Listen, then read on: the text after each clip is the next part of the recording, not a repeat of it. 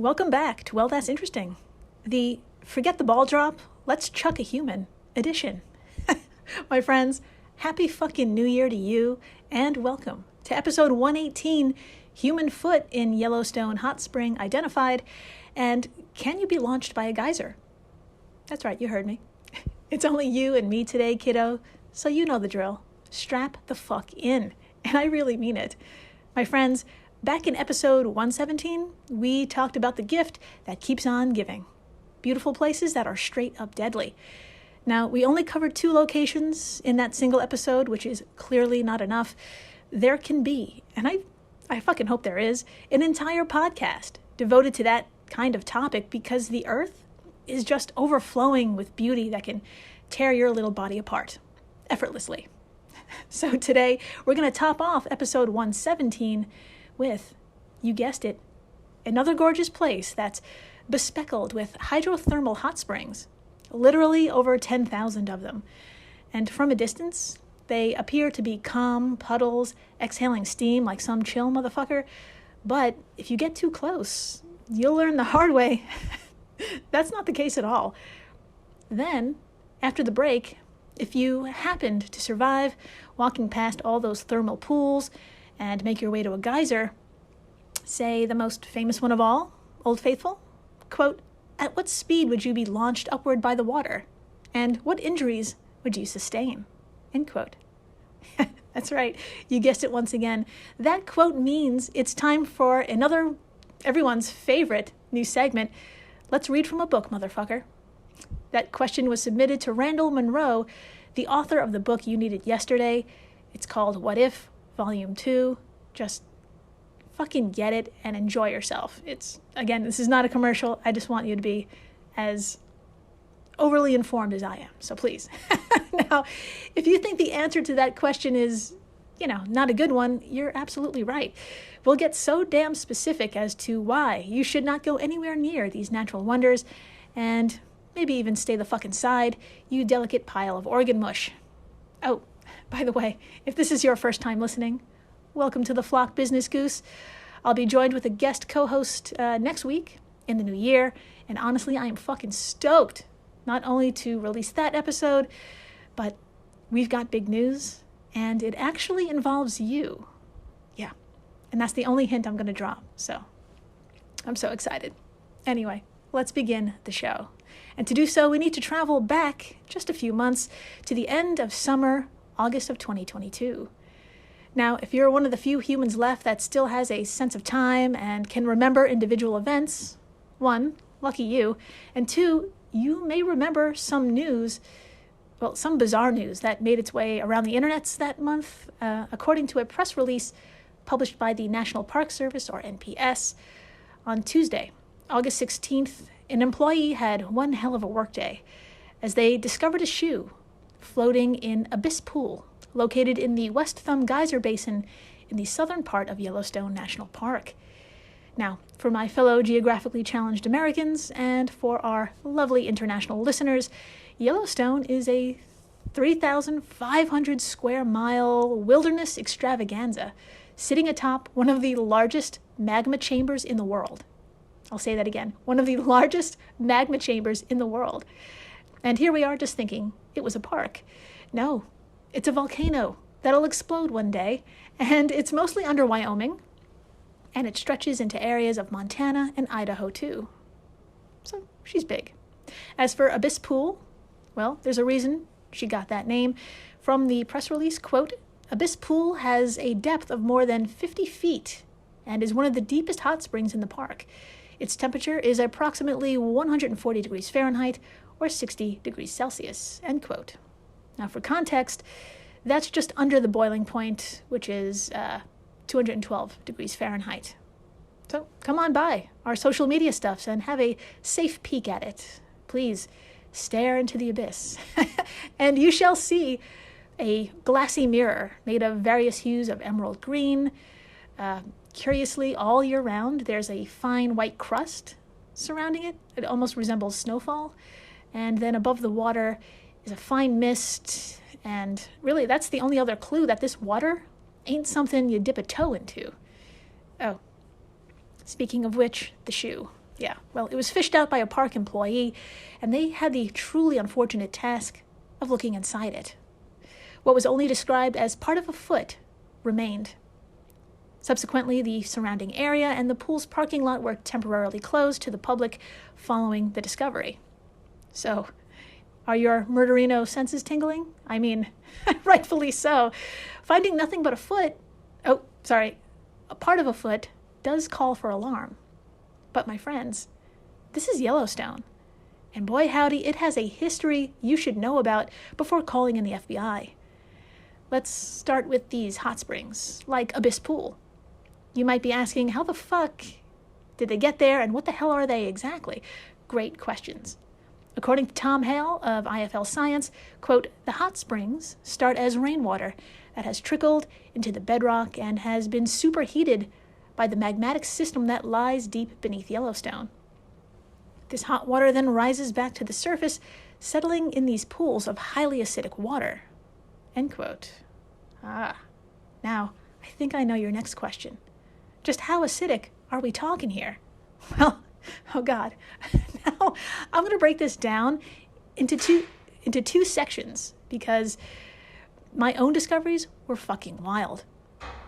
First, we need to head on over to one of the bluntest websites I've ever encountered. Please come on over. nps.gov.yell.planyourvisit.safety.htm. I'll say that again. nps.gov/yell/planyourvisit/safety.htm. I'm telling you, stop everything you're fucking doing, leave your job, your spouse, your children, and please, read along with me on the landing page. Okay, here we go. Quote, Yellowstone's scenic wonders are sure to take your breath away. Don't let them take your life. Y'all, again, this is the first sentence on the landing page for the tab Plan Your Visit. It's just amazing. Continuing, from boiling hot springs to thousands of wild animals, some of the hazards in Yellowstone will be new to you. Protect yourself and the sights you plan to enjoy by following a few simple rules. End quote. Now, I'm just going to scroll down to rule number 2 because it's gold and it's why we're here. Quote, stay on boardwalks and trails in the thermal areas. Hot springs have injured or killed more people in Yellowstone than any other natural feature. Keep your children close and don't let them run. End quote. Yeah. I've read this sentence 1,000 times. I'm still shocked by this. These waters have killed more people than any other, quote, natural feature. Now, there's a lot of natural features in Yellowstone, like, I don't know, the fucking cold weather that can kill you. But no, even winter pales in comparison to how dangerous these pools are. Now, let's have a listen to a very calm but stern narration, also provided by the NPS website, because all the written words apparently aren't enough to stop people from wandering off designated paths. So, here's a video, and of course, I'll have screenshots on our social media stuffs. I'm starting 36 seconds in. We're going to stop about 1:27, but have a listen. It is intense. Old Faithful Geyser is one of more than 10,000 hydrothermal features located throughout the park. The ground surrounding hydrothermal features may look solid, but it can be just a thin crust with superheated water below. It is all too easy to break through this crust, causing harm to you and these unique wonders. Beautiful, yet dangerous, hydrothermal features are hot enough and acidic enough to cause permanent injury or death. Safely enjoy over half the world's geysers and the park's many other hydrothermal features by staying on boardwalks and designated trails. For you and your pet's safety, pets are prohibited from all boardwalks, trails, and hydrothermal areas in Yellowstone. All right, there you have it. That's right, my friends. Protect Fido at all fucking costs, because we've made it to the second half of our question. Just how acidic are they really? If you wanted physical proof, well, I've got it for you. Here's an IFL Science headline from back in the shitty year 2016. Quote, man who fell into Yellowstone hot spring completely dissolved within a day. I'll say it again. Man who fell into Yellowstone hot spring completely dissolved within a day. According to the local news station KULR8, back in June, a 23-year-old man was looking for a quick thrill and some kind of, I don't know how to describe it really, but he was looking for a place where he could, quote, hot pot. And I gave it a Google, and it's not a drug or sex thing.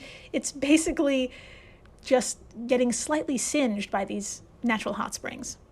And unfortunately, when he leaned over to dip his finger in, he slipped and fell beneath the surface. And don't worry, it gets worse. As reported by Robin Andrews of that IFL article, quote, the victim was found dead and drifting around the pool later that day, but officials could not quite reach him to drag him out. A thunderstorm promptly arrived and forced them to retreat for the night. Returning the next day, they found that nothing of the man remained except his wallet and flip-flops. End quote. Yeah. Speaking of shoes, let's circle back to what was found in August. Thanks to detective work, in November, the family of Il-hun Ro, a 70-year-old man from Los Angeles, found closure, as his remains were identified using DNA. Now, how he ended up in the hot spring is still unknown. So, there you have it, my friends, Yellowstone's gorgeous hot springs in a nutshell. But they're only the tip of this enticing yet perilous iceberg. Here's what I mean. If you Indiana Jones'd your way around these traps and made it to a geyser among them, and you stood in that crater, could you be launched upward?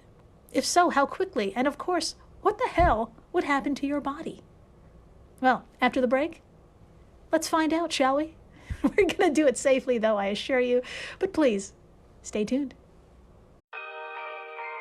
When Johann Rall received the letter on Christmas Day 1776, he put it away to read later. Maybe he thought it was a season's greeting and wanted to save it for the fireside. But what it actually was a warning, delivered to the Hessian colonel, letting him know that General George Washington was crossing the Delaware and would soon attack his forces. The next day, when Rall lost the Battle of Trenton and died from 2 colonial Boxing Day musket balls, the letter was found, unopened, in his vest pocket. As someone with 15,000 unread emails in his inbox, I feel like there's a lesson there. Oh well, this is The Constant, a history of getting things wrong. I'm Mark Chrysler. Every episode, we look at the bad ideas, mistakes, and accidents that misshaped our world. Find us at constantpodcast.com or wherever you get your podcasts.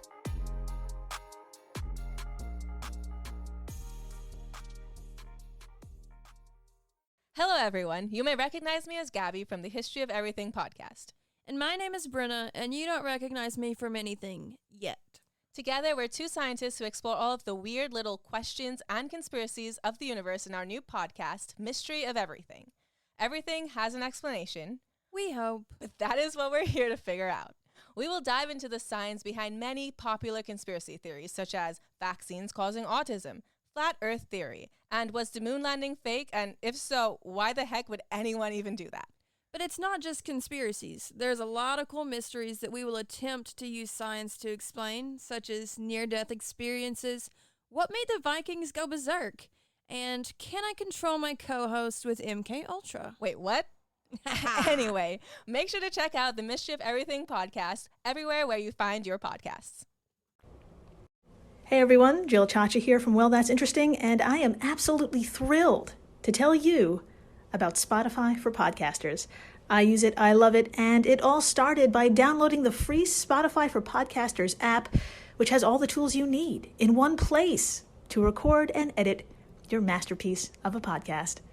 Spotify for Podcasters also distributes your show to all major platforms, so when you hit publish, your episodes will stream not only on Spotify, but I'm talking about the Apples, the Googles, Stitcher, Good Pods, the other ones. You get the idea. And you can monetize your podcast with no minimum listenership required. You could also set up monthly subscriptions and record ads just like this one.